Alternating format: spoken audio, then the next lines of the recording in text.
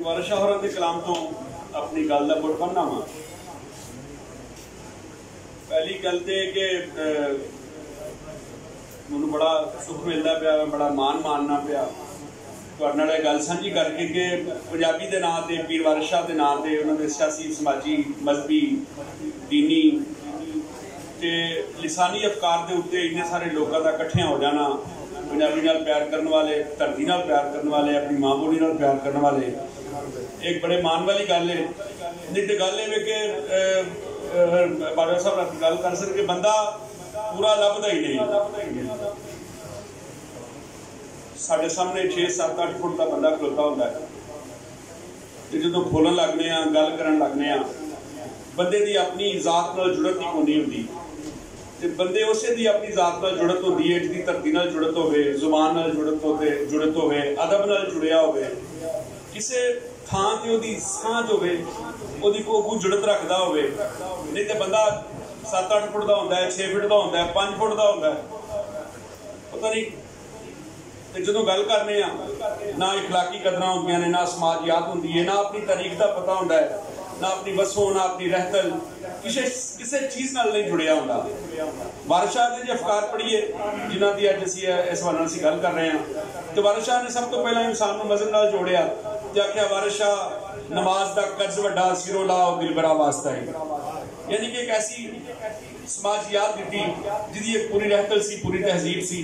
फिर पीर वारिस शाह ने इंसान नूं इंसानां नाल जुड़न दी, मुहब्बत दी, प्यार दी, रवादारी दी, सांझ दी ते अपनी धरती नाल इस तरह जोड़िया कि कई सिफत हजारे दी करे शायर गोया बिश्त जमीन ते आया ही। यानी कि हजारे नूं पंजाब आख के अपनी धरती नूं फिर अपने उस्तादां दे पिंड दे नाल जिहड़ी उन्हां जुड़त विखाई हुई सी कि सारे देश पंजाब खराब विचों मैनूं बड़ा अफसोस कसूर दा है।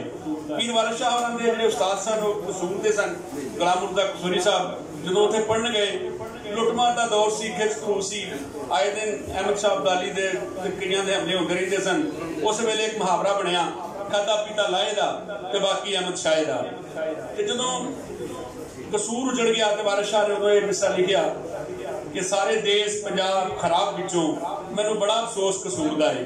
असल कसूर का उजड़ना वारिस शाह नूं इस वास्ते दुख होया कि उन्होंने उस्तादां दा, उन्होंने मुर्शदां दा और ऐसे एक हादी दा, रहबर दा, रहनुमा दा, उस्ताद दा, मुर्शद दा पिंड सी या शहर सी जिन्हें उन्होंने जुड़त दसी, सांझ दसी इंसानां नाल जुड़न दी। उतों पढ़ के निकले तो चले गए पाकपतन शरीफ, उतों उन्होंने मुरीद होए, बैत की, उन्होंने आख्या मलकान चले जाओ, उत्थे आ गए, उत्थे पढ़ाते रहे मस्जिद दे विच। अज भी मस्जिद आबाद है। खुशी वाली गल है कि जिहड़े नौजवान आए ने वारिस शाह के नाँ से उन्होंने गल सुनने वास्ते, उन्होंने विचार साझे करने वास्ते, तो मैं चाहांगा कि असीं इन्हां नूं ऐसे मजहबी समाजी ते सियासी ख्यालों के नाल सिर्फ यही ना दसीए कि वारिस शाह एक किस्सा गो सी, सिर्फ उन्हें किस्सा लिखा, हीर रांझा लिखा, कहानी लिखी, नहीं। वो एक ऐसे शायर सन जिन्होंने इंसान नूं इंसान नाल जोड़िया, धरती नाल जोड़िया, उस्तादां नाल जोड़िया, मुर्शद नाल जोड़िया, अपनी रवायतां, अपनी कदरां, अपनी अखलाकियात और एक ऐसा एक जहान विखाया जिहदे विच रह के असीं सुखी खुशहाल ते दहशतगर्दी तो पाक मुआशरा जिहड़ा वजूद विच लिया सकते हैं। इस वास्ते साडी ये मंग है, पंजाबियों की मंग है कि ऐसे ही इस कौम नूं बुल्ले शाह, वारिस शाह, शाह हुसैन, हाशिम शाह और ऐसे शायर पढ़ाए जान जिन्होंने इंसानियत सिखाई है, शान सिखाई है, मोहब्बत सिखाई है, रवादारी सिखाई है, अपनाइयत सिखाई है, वकार नाल रहना सिखाया है। तो इस तरह की जिंदगी गुजारन का वल दस्सिया है कि इंसान दूजे बंदे नाल लड़े, उहदा मजहब जो भी है, ਉਹਦਾ मजहब की है, ਉਹਦਾ मसलब की है, ਉਹਦਾ रंग की है, ਉਹਦੀ नस्ल की है, इस गल तो ਵੱਡਿਆਂ हो के मावरा हो के सानू सोचने की लोड़ है कि असां इस समाज दे विच किवें रहना है। रह गई गल पंजाब की वंड नामंजूर, तो गल है कि पंजाब का एक नारा है कि धरती नहीं जागीरा वंडो। वो जिहड़े लोग ने जिन्होंने इस नजरिए को फैलाया है कि पंजाब के टोटे कर दिए जाए, अगर इंतजामी हवाले नाल वेखिया जाए तो एक सियासी मामला है। उस सियासी मामले में वारिस शाह उन्होंने किस तरह वेखिया सी धरती के नाल, पंजाब के नाल, उन्होंने हुसैन होरी दसणगे कि इहदा सारा की सी। मगर गल है कि जो गल वारिस शाह ने की है कि बिना मुर्शदा राह ना हथा वन, दुदा बाद ना रिजदी खीर मियाँ खीर साई, तो सानू एक ऐसा मुर्शद, एक ऐसा रहबर, एक ऐसा रहनुमा, एक ऐसा हादी जिहदे बारे साडी पंजाबी शायरी भरी पई है, वो एक ऐसे आगू की लोड़ है, एक ऐसे रहनुमा की लोड़ है समाज दे विच। ते उस हादी नूं, रहबर नूं, रहनुमा नूं, मुर्शद नूं, लीडर नूं लभण वास्ते जरूरी है कि असीं अपनी नौजवान नस्लों के विच वारिस शाह के बारे और अपने सूफियां जिन्हें भी साडे सूफी शायर ने उन्होंने ख्यालों को आम करिए, उन्होंने ख्यालों को फैलाइए। तो इस तरह के जोड़े इकट्ठ ने पंजाबी जबान के नाल जुड़न के लिए वो बहुत जरूरी ने। इत्थों ही कोई नवीं नस्ल के विचों कोई ऐसा समाज के विचों कोई बंदा निकलेगा जिहड़ा पंजाबी रहतल दे नाल प्यार करता होएगा, बसों नूं जानदा होएगा, अपनी तारीख, अपना पिछोकड़, अपनी समाजियात नूं जानदा होएगा, ते जबान कितनी पुरानी है उन्होंने समझदा होएगा।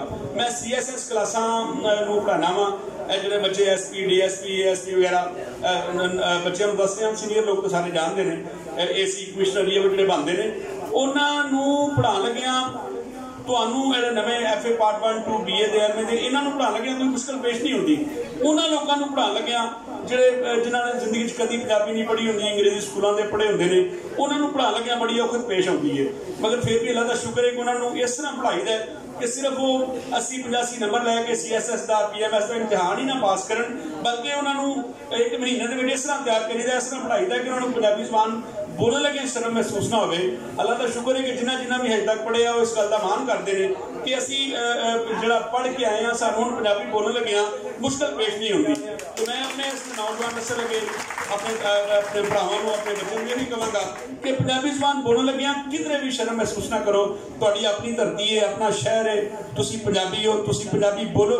जिथे भी जिहड़े स्टोर च जाओ, जिहड़े दफ्तर जाओ, जिहड़ी जगह जाओ, उत्थे जाके बड़े मान नाल, बड़े फखर नाल अपनी हिक नूं चुक के सिर उच्चा करके पंजाबी बोलो कि दसो असीं पंजाबी हां ते असीं पंजाबी ही बोलनी है। यही साडी जबान है। अगर तुसीं पंजाबी जबान दे नाल जुड़े हो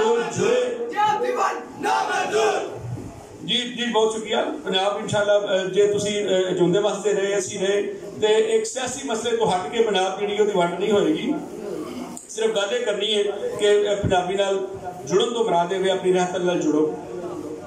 ते दूसरी गल मैं कहांगा कि मां बोली नाल उवें ही प्यार करो जिवें मां नाल प्यार करते हो। ते पहला मां नाल प्यार करना सीखो, मां की मुहब्बत सीखो। जे तुहाडे अंदर अपनी मां की मुहब्बत आ गई, मां का प्यार आ गया तो यकीनन मां बोली की मुहब्बत ते मां बोली का प्यार भी आ जाएगा। तो इहो ही जिहड़ा साडे सूफी शायरां ने दस्सिया ते इहो ही तुहानूं मैं दस रहा वां सादा जी सीधी जी जबान दे विच कि वारिस शाह दी, बुल्ले शाह दी, शाह हुसैन दी, बाबा फरीद दी, इन्हां सारियां दी पंजाबी यही है। तो मैं वारिस शाह ने जिथों जोग लिया उन्होंने एक शेर सुना के अपनी गल मुकावांगा कि फरीदा खालक खलक में खलक बसे रब मां ते मंदा किसनूं आखिए जां तिस बिन कोई ना, हर वेले हर थां ते रब वसदा है। तुसीं जिहड़े बंदे नूं मिलो जदों अपनी जबान बोलो ते ओहदी इस तरह नहीं कि तुसीं ओहदे नाल धक्का करके अपनी गल समझाउण दी, उहनूं दसो कि तुसीं पंजाबी है, मैं भी पंजाबी हां, अपनी जबान च गल करिए, अपने विचार साझे करिए ते अपनी जबान दे विच करिए। ते दुनिया की हर जबान मुहब्बत, प्यार ते सांझ ते रवादारी सिखाती है। सिंधी, बलोची, पश्तो, ब्राह्मी, शिना, ख्वार जिन्नियां भी जबानां ने साडे मुल्क दे विच 18 गुजारां बोलियां जांदियां ने, हर जुबान दूसरी जुबान वाले दे नाल सांझ ते मुहब्बत सिखाती है, प्यार सिखाती है, अमन सिखाती है, सलूक सिखाती है। ते साडी जुबान जिहड़ी है भी प्यार सिखाती है। साडी जुबान सरासर प्यार है। ते पंजाबी जिहड़ा है ओहदे अंदर कभी भी असबियत नहीं आ सकती, नफरत नहीं आ सकती। असीं असबियत तो पाक लोग हाँ। पंजाबी नूं पंजाबी बनाना बुनियादी तौर पर मजबूत पाकिस्तानी बनाना है। तो असीं पंजाबी का प्यार इस वास्ते फैला रहे हैं कि तुसीं एक ऐसे पाकिस्तानी बनो, तुसीं एक ऐसे नौजवान बनो जिहड़ा अपनी रहतल नूं जानदा होवे, अपने पिछोकड़ नूं जानदा होवे, अपनी समाजियात नूं जानदा होवे, अपनी अखलाकियात नूं समझदा होवे ते जानदा होवे। बहुत शुक्रिया।